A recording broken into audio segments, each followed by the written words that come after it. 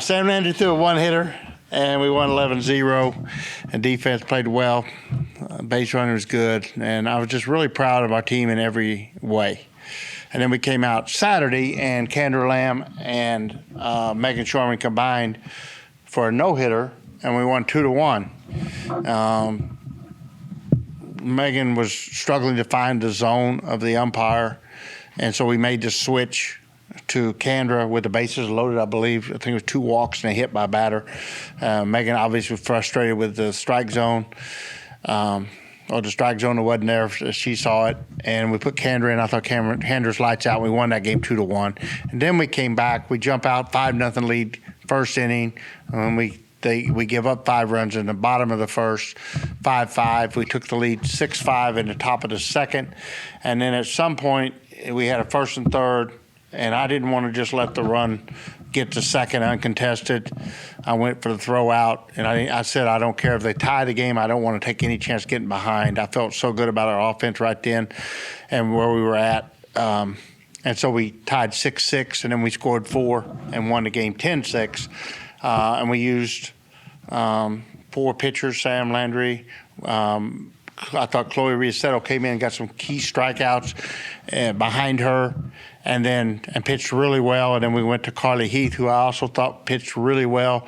And then the strike zone, we felt like the strike zone maybe changed on her a little bit, and we went to Kendra Lamb to finish it, or Megan Shorman. We went back to Megan Shorman to finish it, and Megan come in and pitched really good in that particular, which I was glad going into this last week of the season with 4 games. I wanted to get her back out there and get her.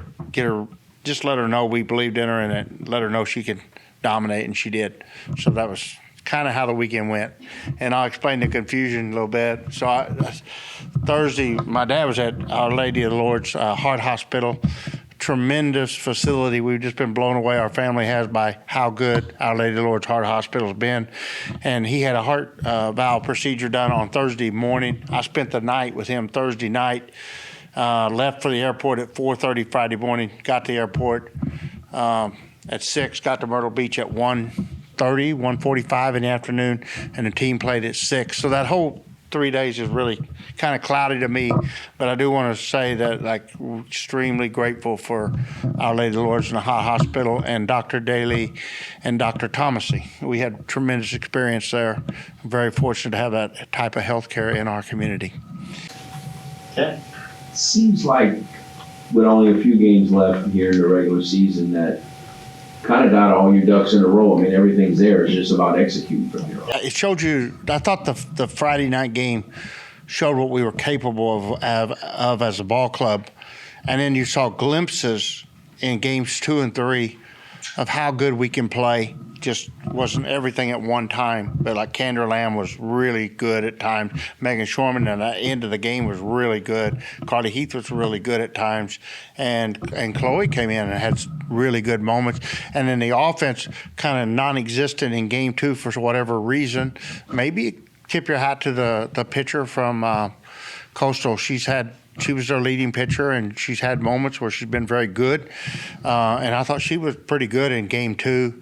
And in game 3, I thought our offense kicked back in, and we really played a really good offensive game there to get the lead early, come back, get the lead again immediately.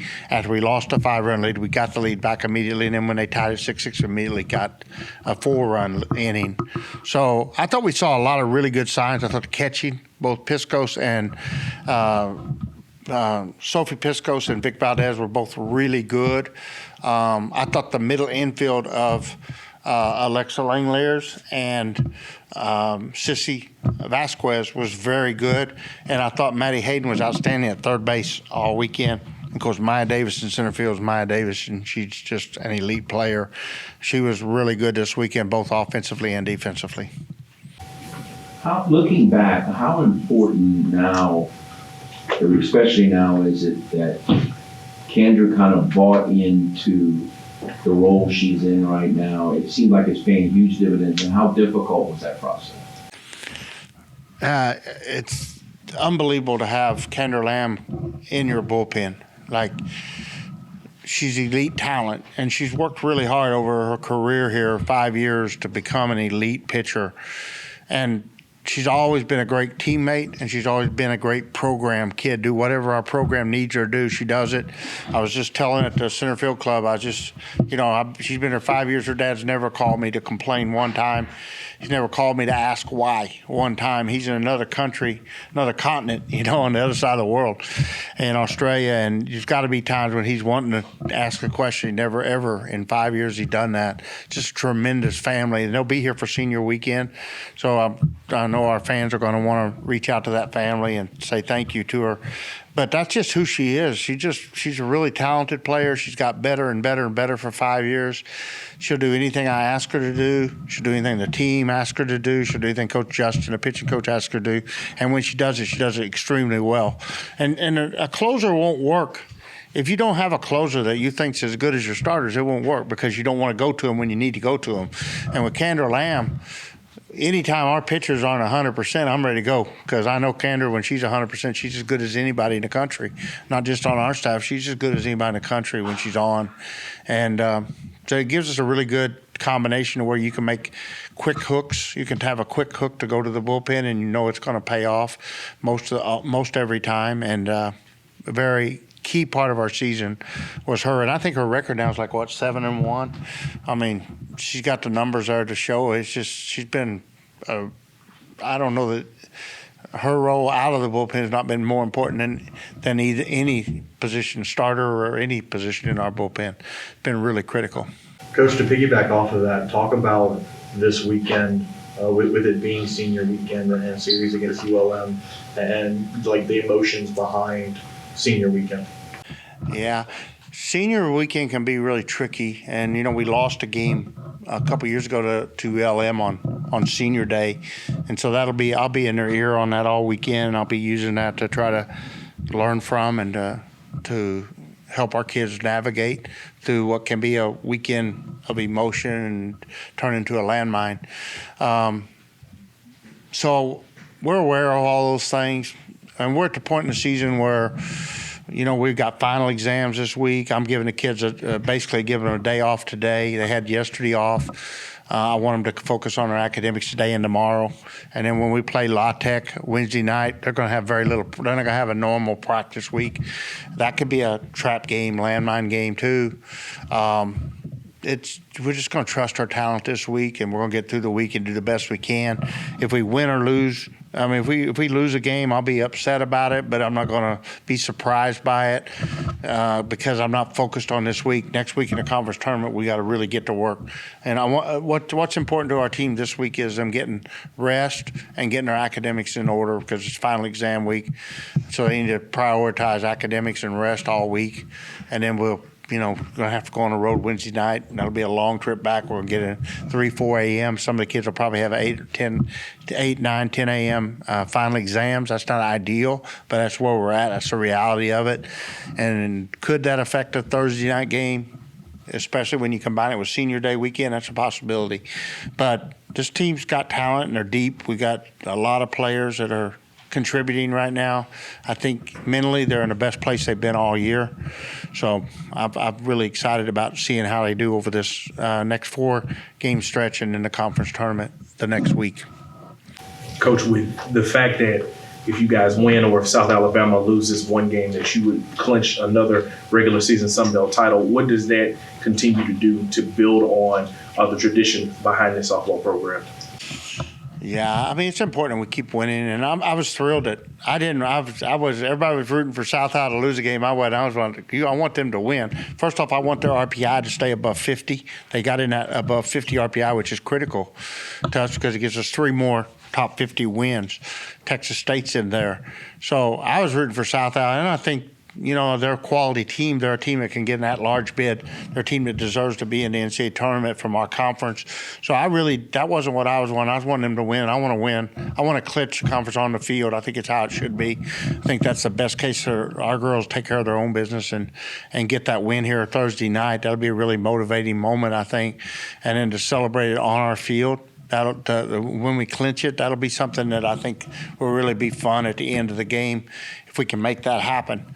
And then anytime you win your conference, because at the beginning of the year when I looked at the schedule and I saw Marshall's schedule, I thought, ooh, this may not be realistic for me to expect these kids to win the conference when we had to go to James Madison, we had to go to Troy, we had to play Texas State and South Al. Those are 12 really tough games in the conference schedule. And I look at Marshall, and they got 3 games with James Madison, 3 games with Texas State, and everything else is pretty easy. I didn't know that we could win this year. And then for them to come out and have a 2-game lead going into the final weekend of the season over South Al, the second place team that we swept, I think it's really a good indication of the health of our program, especially when you look at what the sophomore class and what the freshman class are doing and the contribution we're getting out of those classes. It's a really good statement of where we're at as a program. And then obviously we want to win the conference tournament, but we know we're in the NCAA tournament no matter what.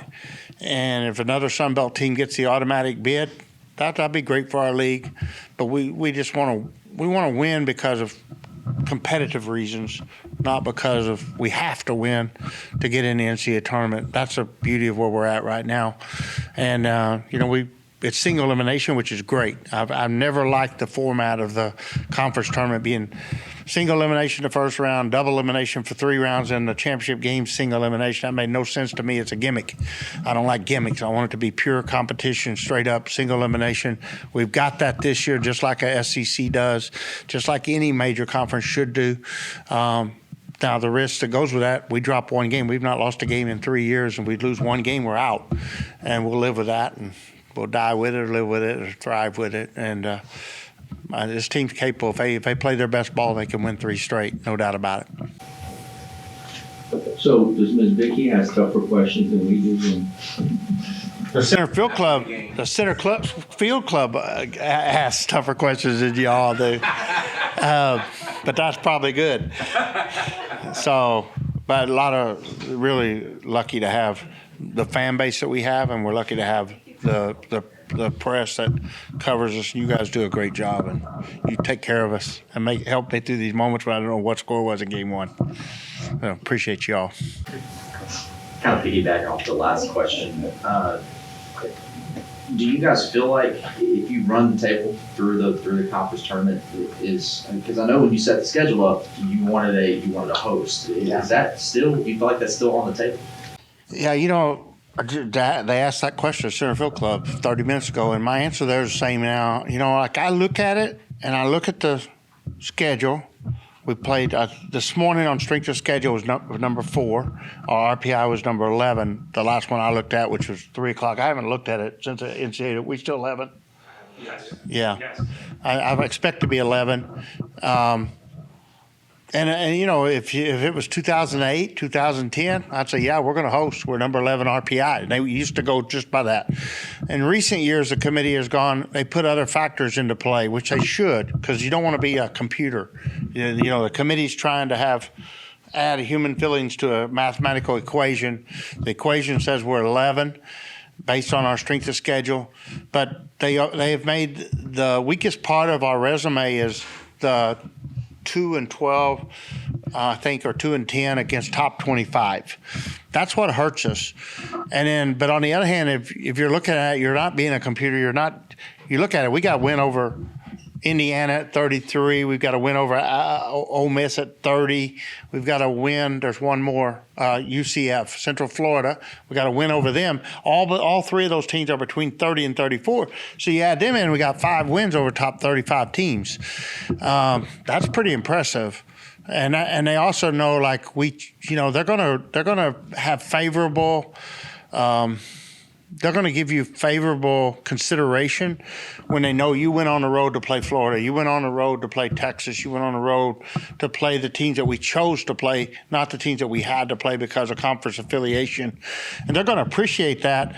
And I think the committee can do anything they want with us. They can send us on the road, and that's fair, and they can give us a regional, and that would be fair. I think it's up to them, and they're going to get in that room, and they're going to make a great decision, and whatever it is, we're going to accept it. I really don't care. I don't care if we're on the road. I don't care if we're at home, because you actually might end up in a more favorable spot on the 64-team bracket if you go on the road. At this point, we take what we got, but I feel good about the effort. I think we you know, you look back and you look at that, 4-3 or 5-4 loss to UCLA, the 7-6 loss to Arkansas, and the 7-6 loss to Michigan. If you could reverse those 3 games, you'd be a top 8. You'd be hosting a super regional at home this week, no doubt about it. That's how close it was, you know, those 3 games and those 3 efforts. And you think back at that time, Maya Davis was out with an injury. She got hurt. She wasn't on that Florida trip playing. And then we didn't know who Lauren Allred was. You know, we hadn't discovered Lauren Allred at that point. And so that's really exciting. You know, you think about where we're at now and how close we were then. But at the same time, when you look at next year, I do the schedule exact same way. I love the schedule this year. I like the position we're in. I don't love the position we're in. I'll be very, I won't be mad at the committee if they give us a regional home. And I won't be mad if they send us on the road. I think we're in that gray area where you just accept whatever they give you and you go compete.